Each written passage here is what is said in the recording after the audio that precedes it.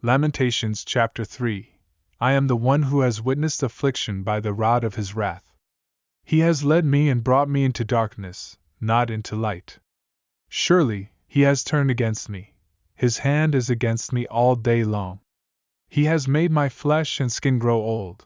He has broken my bones. He has built against me and encircled me with gall and hardship. He has placed me in dark places like those who have long been dead. He has hemmed me in so that I cannot escape.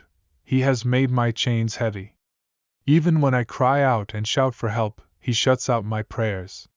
He has blocked my paths with hewn stone. He has made my ways crooked.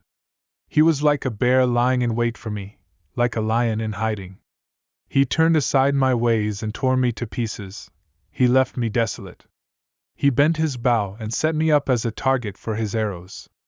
He caused the arrows of his quiver to pierce my kidneys. I have become a laughingstock to all my people, their song all day long.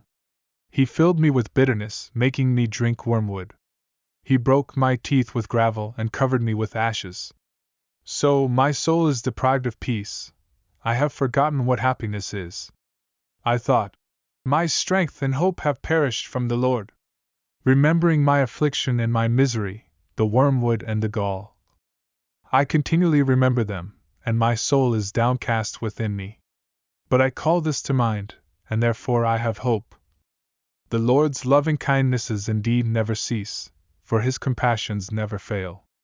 They are new every morning, great is your faithfulness.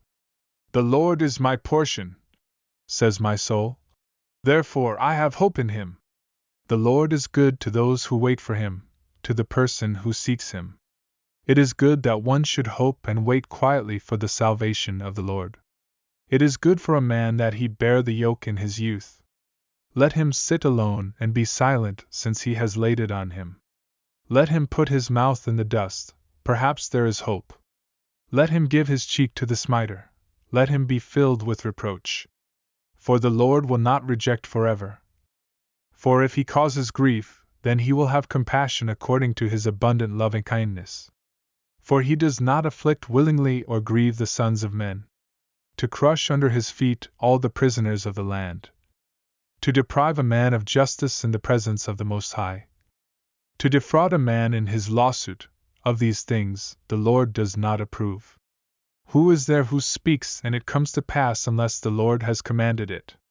Is it not from the mouth of the Most High that both good and ill proceed? Why should any living mortal, or any man, offer complaint in view of his sins? Let us examine and probe our ways, and let us return to the Lord. Let us lift up our hearts and hands toward God in heaven. We have transgressed and rebelled, you have not pardoned. You have covered yourself with anger and pursued us. You have slain, you have not spared. You have covered yourself with a cloud so that no prayer can pass through. You have made us mere offscouring and refuse in the midst of the peoples. All our enemies have opened their mouths against us. Panic and pitfall have befallen us, devastation and destruction. My eyes run down with streams of water because of the destruction of the daughter of my people. My eyes pour down unceasingly, without stopping. Until the Lord looks down and sees from heaven. My eyes bring pain to my soul because of all the daughters of my city. My enemies without cause hunted me down like a bird. They silenced my life in the pit and threw stones at me. Waters flowed over my head. I said, I am cut off. I called on your name, Lord, out of the lowest pit. You heard my plea. Do not close your ear to my cry for relief.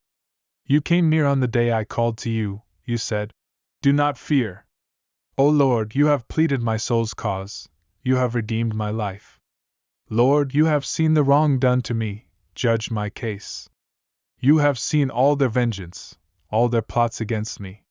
You have heard their taunts, O Lord, all their plots against me. The lips of my assailants, and their whispering are against me all day long. Look at their sitting and their rising, I am the object of their mocking songs. Deal with them as you have dealt with me for all my crimes, for my groans are many, and my heart is faint.